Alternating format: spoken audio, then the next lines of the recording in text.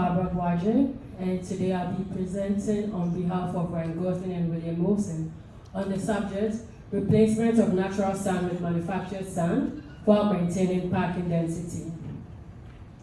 This presentation has been divided into various parts. We will look at the introduction and background, the materials and methodology, results and discussion. I'll finally summarize what I've said and also talk about the future steps of this project. Problem statement and significance.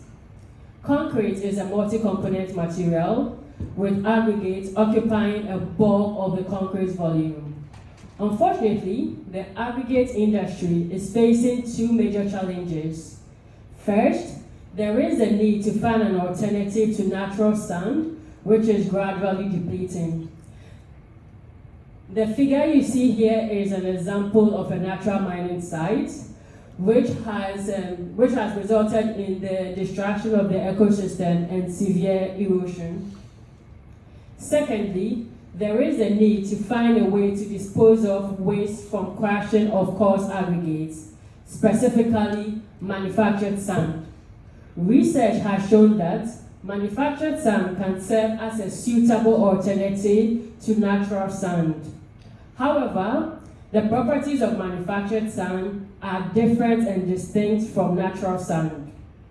The gradation is poor, the fines contents are high, the surface is rough, and finally the shape is poor. It should be noted that all of these are factors that affect the packing density of concrete. In most countries, there is no specific requirement for the use of manufactured sand in concrete, except it should respect the aggregate gradation bounds. The figure you see on the upper left is the gradation bounds in the Canadian standards. It should be noted that this research was conducted in the context of Canada. The x-axis is the sieve sizes and the y-axis is the percentage passing. In Canada, coarse aggregates are aggregates which have sizes greater than 4.75 mm, so those are the particles at the extreme left, and fine aggregates are aggregates which are less than 4.75, so those are the dotted line. So to use manufactured sand in concrete, it should just fall within the fine aggregate gradation bounds. It is known that a well-graded mixture results in a higher packing density, which means better concrete properties. So the aims and objectives of this presentation is to analyze how variations in aggregate gradation affect packing density. Secondly, is to assess the potential of manufactured sand to enhance aggregate packing density. We will also look at investigating the efficiency of Fuller-Thompson and Fang and Digger model in optimizing the aggregate gradation. And finally, I'll present a model to predict the packing density. Materials and methodology. Aggregates can be divided into coarse aggregates and fine aggregates. In this study, two types of coarse aggregates have been used. The first are aggregates with sizes between 5 and 14 millimeter, and secondly, aggregates with sizes between 10 and 20 millimeter. Together, this is considered as a total coarse aggregates in this study. For fine aggregates, we also use two types of fine aggregates. The natural sand, which is obtained from the river or the beach, also known as 2 millimeter sand. I'll be using these terms interchangeably, so whenever I say 2 millimeter sand, I'm also referring to the natural sand. And that over there is a picture of the manufactured sand. Together, they'll be considered as total fine aggregates. So the total aggregate in our study is the sum of the total coarse aggregates and the sum of the total fine aggregates. Also, it should be noted that these aggregates have been sourced from a specific concrete producer. What this means is this is reflective of aggregates that are already used in the industry. Aggregate gradation optimization techniques. So the methodology was done with two methods or two approaches. First, the aggregates were optimized using optimization curves. And second, the central composite design method was used to obtain aggregates of different proportion. And the focus was the gradation of the aggregate should fall within the aggregate standards. For the optimization curves, The target gradation is defined and the aggregates are optimized to a specific or ideal grain size distribution. And these are two curves that were considered, the Fuller-Thompson curve and the Fang and Dinger model. And this was calculated using this equation. So the P is the percentage passing of the aggregate, the D is the actual size of the aggregate, the D minimum is the minimum size of the aggregate, and our N is an exponent. The difference between these two models is, for the Fuller-Thompson curve, it considers this D minimum at 0, while the Fang and Dinger model considers the actual size of the actual minimum size in our mix. For the N, for both curves, we use two types of exponents. N is equal to 0.45 and N is equal to 0.50. This is because in literature, these N values are considered to be the values for the optimal packing, and N is equal to 0.37 and N is equal to 0.45 for the Fang and Dinger model. So in this approach, once this target gradation is defined, our aggregates are optimized to get gradations that are close as possible to this model.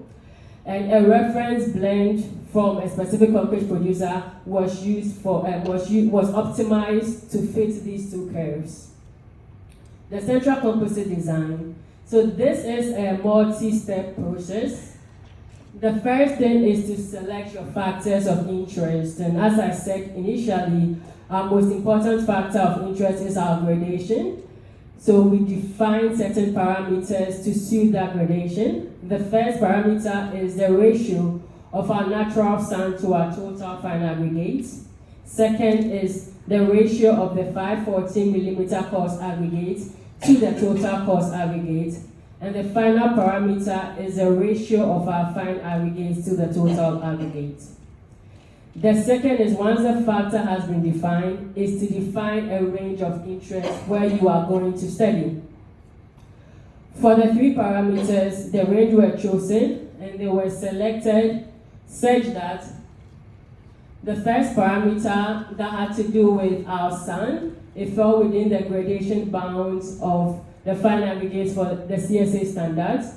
And the second parameter that had to do with the coarse aggregate also fell within the gradation bounds for our 520 millimeter coarse aggregate.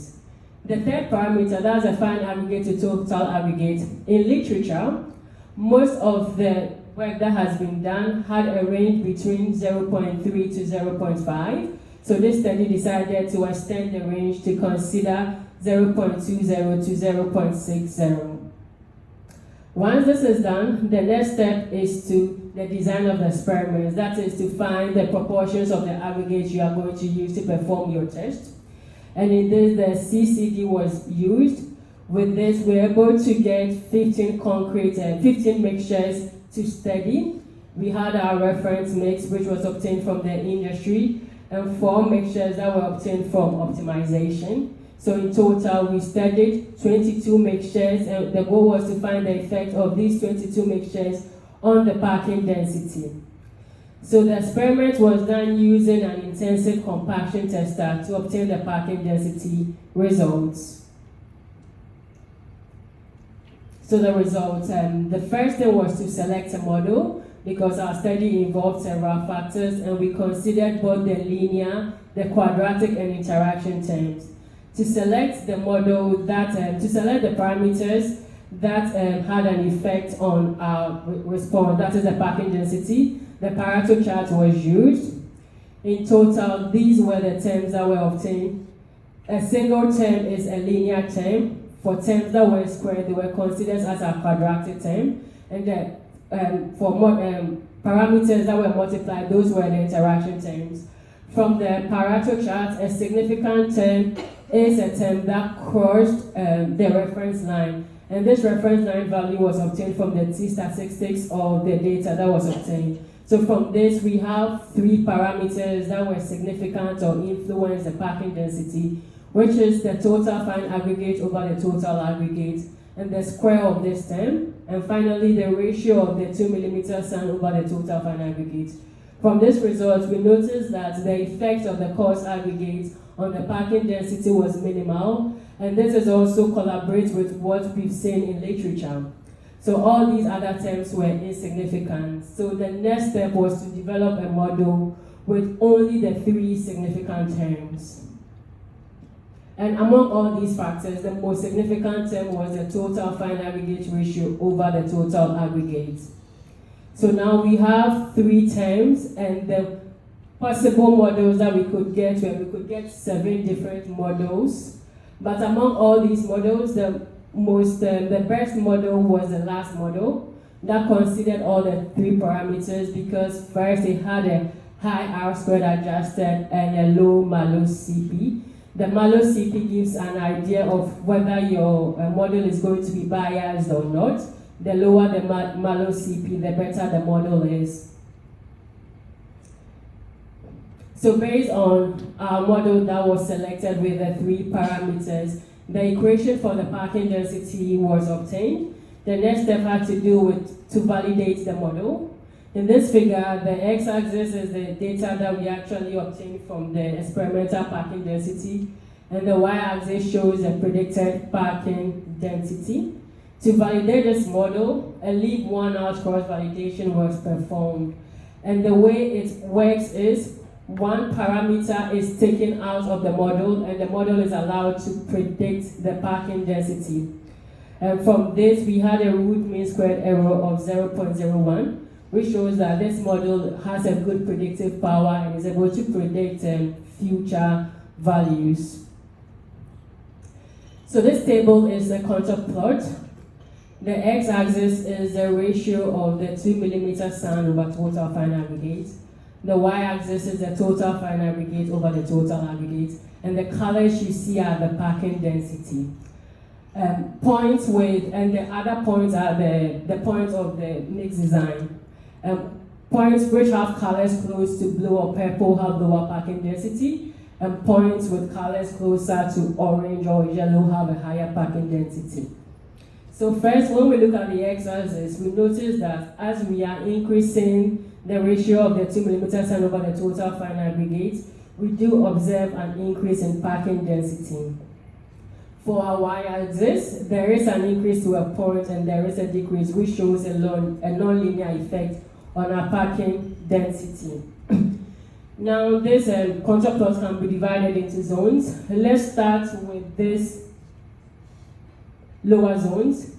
We notice that the contour lines are more closer to each other, which shows a zone of higher sensitivity. When we look at the upper zone, these are the areas for our optimized mixtures. And we notice that apart from the Fuller-Thompson for n is equal to 0.45, all the other optimized mixtures did not naturally result in a higher parking density as we expect. And this makes sense because these models were developed with the hypothesis that the particles have a spherical shape. Unfortunately, manufactured sand does not have a spherical shape. Its shape is really elongated.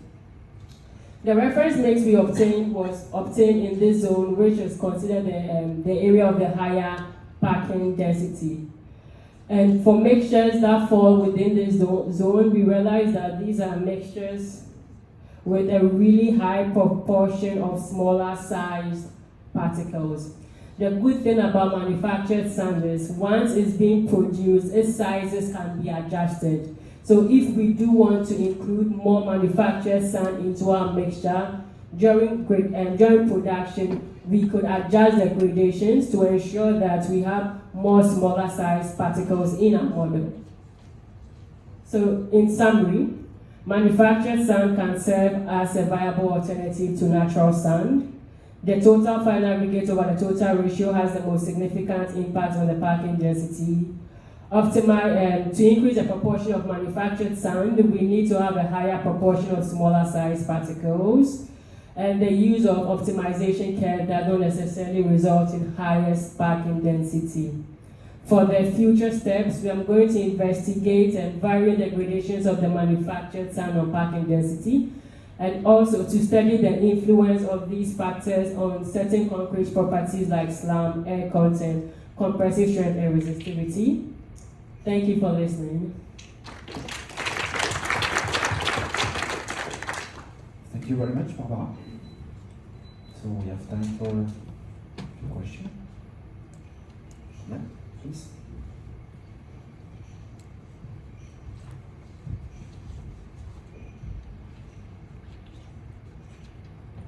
Thank you very much for your presentation. I'm from Renewed Minerals, the Netherlands.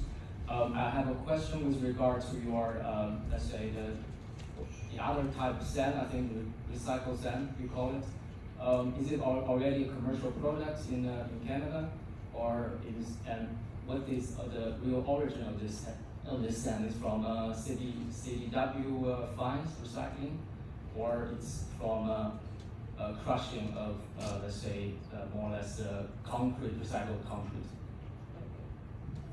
So thank you very much. So one is not recycled, it's a manufactured sand, and it's a byproduct from crushing of coarser aggregate. So when we are producing the coarser aggregate, once it's being crushed to get the sizes of the coarser aggregate, the waste or the byproduct is the manufactured sand. So it's available everywhere as far places which produces coarse aggregates by crushing. The byproduct is manufactured sand. Thank you very much. I was just wondering, with on top of this packing density thing you have research on, is there also some other concerns from the, let's say, the manufacturers or say concrete producers to use this fraction of manufactured sand? So I'm not sure if I understand your question correctly, but when I answer in this note, just ask me back. When it comes to using manufactured sand, so initially, first, most standards don't have specific requirements to use manufactured sand. But the major problem is its property. So it has high fines content. So it actually drinks a lot of water as compared to natural sand. So before you can, most people, they have to wash out the sand. So that's the major issue they face. It's not in the standards. And if you're able to use it, there's a high limitation on it, especially with the fines content. Thank you very much. Last question? Okay. So, thank you, Barbara. Again. Now it's time for